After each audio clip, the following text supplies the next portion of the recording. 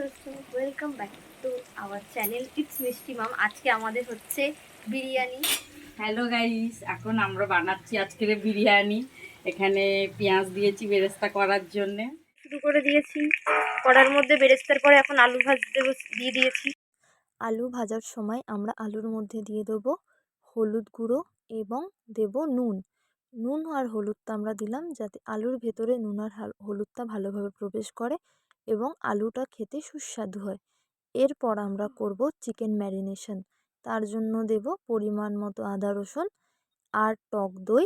এছাড়াও দেব জিরের গুঁড়ো, ধনের গুঁড়ো এবং বিরিয়ানি মশলা, যেটা আমরা আগে থেকেই গুঁড়ো করে রেখেছিলাম। এবার এই সব কিছু দিয়ে আমরা ভালোভাবে চিকেনটাকে মাখিয়ে রাখব।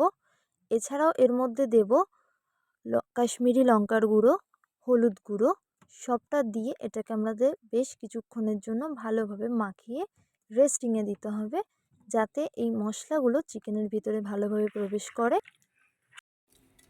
এটা বেরেস্তা দেওয়া হলো। দেওয়া হয়েছে, সাথে আর একটুখানি দই, কেননা আমাদের মনে হয়েছে যিনি আমাদের মাস্টার শেফ সে ভুলভাল করেছে, তার জন্য এখানে বেশি করে দই। আমাদের শেফ চলে গেছে ফেল হয়ে, এখন আমরা ফের এইটাকে শুরু করেছি ম্যারিনেশন। এর মধ্যে বেশি করে লঙ্কা বাটা, দই, তার সাথে আরো কি কি যেন একটু ধনেপাতা দেওয়া হচ্ছে। ধনেপাতা বাটা আছে। আপনারা দিতেও পারেন, নাও দিতে পারেন, आपका मर्जी है ये।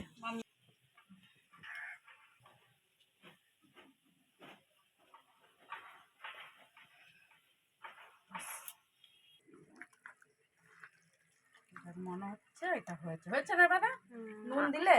না, নুন দেওয়া হয়নি। 1 চামচ নুন দিলাম, পরিমাণ মতো নুনটা দেবেন। আমরা আবার কড়াই বসিয়ে দিয়েছি। তেল গরম হয়ে যাওয়ার পরে কড়াইয়ে একটুখানি ঘি দিয়েছি। ঘিটাকে দেওয়ার পরে ভালো করে সেটাকে নেড়ে দিতে হবে, যাতে ঘিটা তেলের মধ্যে ভালো করে ছড়িয়ে যায়। তারপরে আমরা যে চিকেনটাকে ম্যারিনেট করে রেখে দিয়েছিলাম, সেই চিকেনটা দেওয়ার আগে গোটা গরম মশলা দিতে হবে। তার মধ্যে এলাচ, দারচিনি, লবঙ্গ এগুলোকে দিয়ে, এগুলো যখন একটু ওর গন্ধটা বেরিয়ে আসবে, তখন আমাদের সেই চিকেনটাকে দিয়ে দিতে হবে, যেটা আমরা বিকালবেলা ম্যারিনেট করে রেখেছিলাম। এবারে সেই চিকেনটা দেওয়ার পরে আমাদেরকে ভালো করে কষাতে হবে।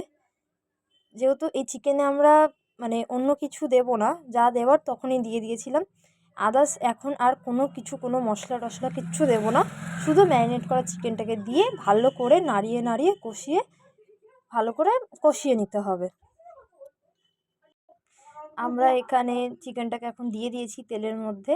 এবারে এটাকে ভালো করে আমরা নাড়িয়ে নাড়িয়ে কষাবো অনেকক্ষণ ধরে। চিকেনটাকে ভালোভাবে কষিয়ে নিয়ে চিকেনটাকে আমরা আলাদাভাবে তুলে রাখবো এবং সেই গ্রেভিটাকে রেখে দেবো। গ্রেভিটা রাখার পরে আমরা কিছুটা দুধ নেব, সেই দুধের মধ্যে কিছুটা কেশর মিশিয়ে নেব এবং এই গ্রেভিটাকে আমরা ভালো করে ছেঁকে নেব। ছেঁকে তার যে জুসটা থাকবে, সেই জুসটাকে আমরা কেশর দুধের মধ্যে মিশিয়ে দেবো এবং কিছুটা কেশর দুধ আমরা আলাদা সরিয়ে রেখেছিলাম প্রথমেই, এবং সেই গ্রেভিওয়ালা কেশর দুধের মধ্যে কেওড়া জল এবং রোজ ওয়াটার ভালোভাবে মিশিয়ে দেবো। এছাড়াও আমরা তার আগে দিয়েছিলাম হচ্ছে জল ফুটতে, যেটা আমাদের ভাতের জন্য দরকার। জলটা যখন টকবগিয়ে ফুটবে, তখন আমরা তার মধ্যে চালটাকে দিয়ে দেবো। চালটা দেওয়ার পরে চালটা যখন আমরা দেখব যে না 80% হয়ে এসছে, তখন আমরা লাস্ট লেয়ারের জন্য সেই 80% ভাতটাকে তুলে রাখবো। তুলে রাখার পরে আমরা ভাতটাকে ভালোভাবে তুলে নেওয়ার পরে তারপর আমরা চলে যাব দমে বসানোর জন্য হাঁড়িটাকে সাজাতে। সবার লাস্ট লেয়ারে আমরা দেব চিকেন এবং আলুটাকে। চিকেন এবং আলুটাকে ভালোভাবে সবার লাস্টে আমরা ছড়িয়ে দেবো। দিয়ে তার উপরে আমরা যে কেশর দুধের মধ্যে যে চিকেনের গ্রেভির জুসটাকে মিশিয়ে রেখেছিলাম, সেটাকে ভালোভাবে চিকেন আর আলুর উপরে ছড়িয়ে দেবো, যাতে চিকেন আর আলুটা একটু ভেজা ভেজা থাকে। এরপর আমরা দেব তার মধ্যে বেরেস্তা। আমাদের যে বেরেস্তাটা ভাজা ছিল সেটা উপরে ভালোভাবে ছড়িয়ে দেবো। তারপর দেবো আমরা বিরিয়ানি মশলা। বিরিয়ানি মশলাটা দেওয়া হয়ে গেলে তারপর আমরা শুরু করব সেকেন্ড লেয়ার। সেকেন্ড লেয়ারের জন্য আমরা তার উপরে দিয়ে দেবো হচ্ছে আমাদের 80% না 90% কুক করা সেই রাইসটা, যেটা একদম হয়ে আসবে। সেই রাইসটাকে দেওয়ার পরে ভালোভাবে উপরে ছড়িয়ে দিতে হবে আমাদেরকে। ছড়িয়ে দেওয়ার পরে তার উপর দেবো আমরা কেশর দুধ, যেটা আমরা আগে থেকেই রেখে দিয়েছিলাম তুলে। সেই কেশর দুধটা দেওয়ার পর আমরা দেবো আবারও একটু বিরিয়ানি মশলা। বিরিয়ানি মশলাটা ভালোভাবে উপরে দিয়ে তার উপরে আমরা দিয়ে দেবো আবারও একটু রাইস।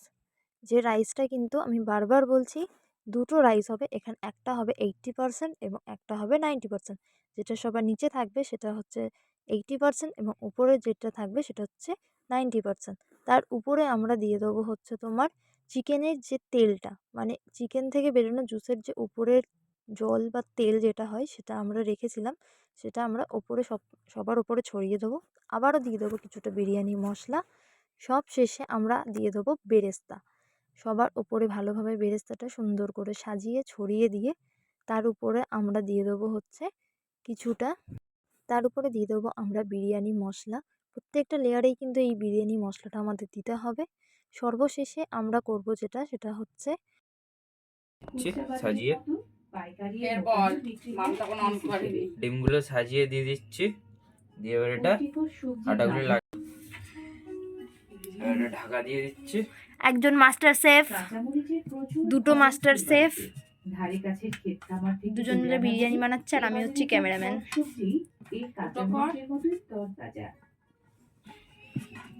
বলো, ভালো করে এটাকে আটা দিয়ে লক করতে হবে যাতে ভেতরে বাষ্পটা বাইরে না বেরোয়। বলো, আমি শিখিয়ে দিচ্ছি, বলবে তো? এটা বলো হচ্ছে, এটা বলো হচ্ছে ঝলক। এটা বসিয়ে দেবো। একদিকে ফুটো কর রে দমে, জলে দেবো তো। নিচে তাওয়া দেওয়া আছে, ঠিক আছে? গ্যাসের উপরে কিন্তু এটা বসানো নেই, যে তাওয়াটাকে গরম করতে দেওয়া হয়েছিল সেই তাওয়ার ওপরে এইটাকে দেওয়া হয়েছে। আমরা বিরিয়ানির হাঁড়িটাকে প্রায় 45 মিনিট লো টু মিডিয়াম ফ্লেমে রেখেছিলাম। এরপর আমরা আরও 15 মিনিট থেকে রেস্টে রেখেছিলাম।